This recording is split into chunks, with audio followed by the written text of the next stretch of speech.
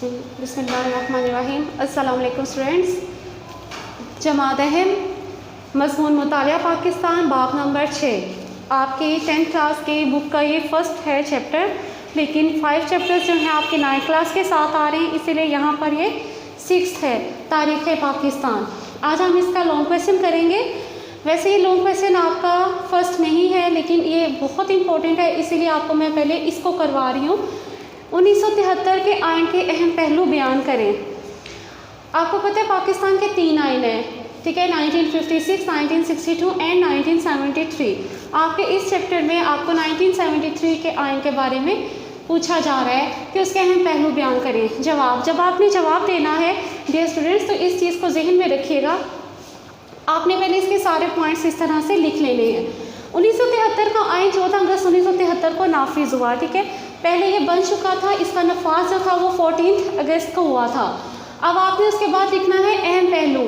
इस आइन के अहम पहलू दरअसल हैं। पहलू अब आप बताएंगे इन पॉइंट्स के साथ। जब आप बोर्ड में इस तरह से काम करते हैं तो उनको पता होता है कि बच्चे को अटेम्प्ट करना आता है पेपर। पहले हम ये सारे पॉइंट्स लिखेंगे, उसके बाद हम जब सारे पॉइंट्स लिख लेंगे तो उसके बाद हम लिखेंगे इनकी तफसीर दरअसल है, their detail is given below. पहला है इसका इफ्तिताहिया, दूसरा तहरीरी आइन, थर्ड पॉइंट है वफाकी आइन, 4 है नीम इस्तवार आइन। फर्स्ट है इफ्तिताहिया, तहरीरी आइन, वफाकी आइन, नीम इस्तवार आइन।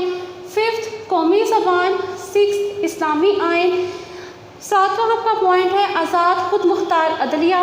8वां पार्लिमानी आइन है। 9 है आइन की बालादस्ती। 10th है आइनी अदारे।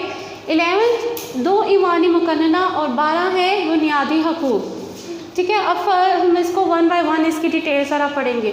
जब आप इस तरह से उसको देंगे, यहाँ पर हमारे पास बोर्ड पे इतनी जगह नहीं, लेकिन आपने इसको पूरा जो 12 पॉइंट्स हैं वो लाइन वाइज लिखने हैं, ठीक है। उसके बाद आप लिखेंगे इनकी तफसीर दरअसल है। पहला है आपका इफ्तिताहिया प्रियम्बल, ठीक है। 1956 और 62 के आइन की तरह 1973 के आइन में भी सबसे पहले आपको पता है करारदाद मुकासिद को इफ्तिताहिया के तौर पर इसने हर आइन के अंदर पहले शामिल होना है, ठीक है। जो हमारी करारदाद मुकासिद है तो वो इफ्तिताहिया के तौर पर शामिल होगी, जिसके अंदर आपको पता है पहले भी ये बात बताई गई है कि अवाम जो हैं वो अपने इख्तियारात को अल्लाह और रसूल की अमानत समझते हुए अपनी हदूद में रहकर उनका जायज़ इस्तेमाल करेंगे।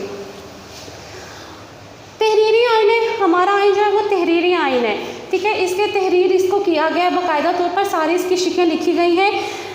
ये 280 दफ़ात 12 हिस्सों और 6 गोशवालों पर मुश्तमिल है। वफाकी आइन है। वफाकी आइन का क्या मतलब है कि हमारा पाकिस्तान जो है इस आइन के तहत वो एक वफाक है जो चारों सूबों हमारा वफाकी दायरे हुकूमत और वफाक के ज़ेर इंतज़ाम कबायली इलाका जात और सूबों के ज़ेर इंतज़ाम जो है वो इलाका जात पर मुश्तमिल है, ठीक है। ये रिटर्न कॉन्स्टिट्यूशन है और फेडरल कॉन्स्टिट्यूशन है। अब हमारे पास 4th पॉइंट है नीम इस्तवार आइन, यानी कि ये एक ऐसा आइन है, सेमी रिजिड कॉन्स्टिट्यूशन, ऐसा आइन है जिसके अंदर चेंजिंग ना तो बहुत मुश्किल है और ना ही बहुत आसान है, ठीक है। जो हमारे अरकान असम्बली हैं उनकी 2/3 अक्सरियत जो है वो इसके अंदर चेंजिंग कर सकती है। कौमी ज़बान हमारी है नेशनल लैंग्वेज, जो कि पहले भी बताया जा चुका है। पहले तो आइन में भी यही था कि वो उर्दू होगी और उर्दू को जो सरकारी ज़बान बनाने तक अंग्रेज़ी जो है वो हमारी दफ्तरी ज़बान होगी, लेकिन आज तक जो है ना वो हमारी उर्दू ज़बान को दफ्तरी ज़बान नहीं बनाया जा सका। 6 पॉइंट है इस्लामी आइन, ठीक है। इस्लामी आइन, इसके अंदर इस्लामी दफ़ात पाकिस्तान के आइन के मुताबिक जो है इसका नाम रखा गया इस्लामी जमहूरिया पाकिस्तान। सदर और वज़ीर आज़म लाजमी तौर पर मुसलमान होंगे, ठीक है। कोई भी जो कानून है वो इस्लाम के असूलों के मुताबिक होगा, उसके मुतसादिम कोई कानून नहीं बनाया जाएगा। सूद के खात्मे के लिए इक़दाम किए जाएंगे। 7th है आज़ाद खुद मुख्तार अदलिया, इंडिपेंडेंट जुडिशरी। जब भी किसी मुल्क को तरक्की करनी है तो उसकी अदलिया को आज़ादी होनी चाहिए, ठीक है। आज़ाद और ख़ुद मुख्तार अदलिया अपने मुल्क के लोगों के हकूक़ की ज़मानत देती है। तो पाकिस्तान के 1973 के आइन में भी इस चीज़ की जो है वो गारंटी दी गई है कि हमारी जो अदलिया होगी वो आज़ाद और ख़ुद मुख्तार होगी, ताकि जज अपने फ़राइज़ किसी भी खौफ के, चाहे वो किसी हुकूमती इदारे का है या किसी आम बंदे का जिसका बहुत असर है, उसके असर से बालातर होकर अपने फ़ैसले करेगी।